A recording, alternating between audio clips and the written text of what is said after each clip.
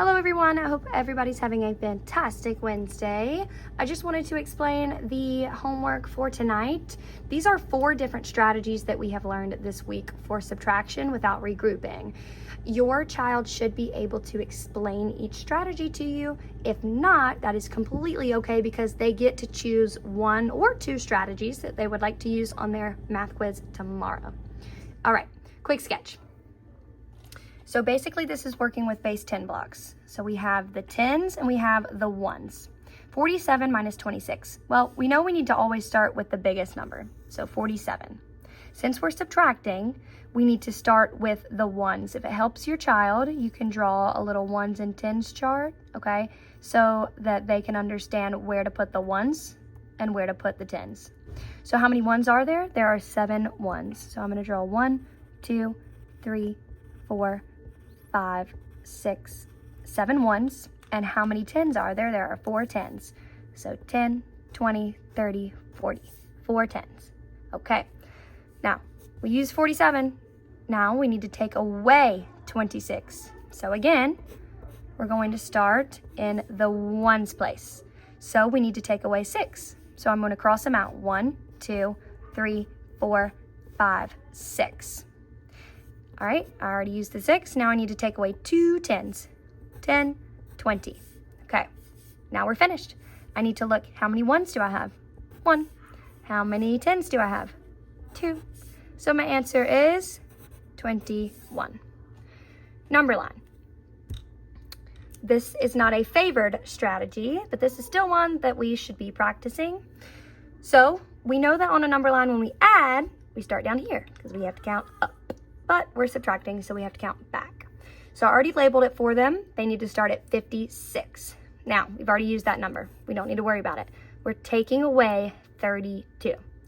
So they know to break apart the number into 30 and 2. We call that expanded form. All right, we're gonna use the 30 first. So the 30 tells me that I need to jump back 3 times. 10, 20, 30. Now, each one is going to be minus 10. Alrighty, 56 minus 10 is 46. 46 minus 10 is 36. 36 minus 10 is 26. Now, we've subtracted the 10s place. Now we need to move to the 1s. So we're gonna make 2 smaller jumps. Minus 1, minus 1. 26 minus 1 is 25. 25 minus 1 is 24. And that is our answer. All right, hundreds chart. Okay, 83 minus 21, and I went ahead and expanded the number for them. 83 minus 21. They know that they need to start at the 83. So I went ahead and circled it. Now, we're counting back because we're subtracting. So we need to go up because that's where the numbers decrease. So I'm going to go start with my 20 this time because we're using a hundreds chart. So I need to start in the 10s. So I'm gonna go back 20. 10, 20. I landed on the number 63. So I'm done with my 20. Now I need to go back just 1 because we're in the 1s place. So going back 1 would put me at 62. Last but not least, this is the strategy we learned today.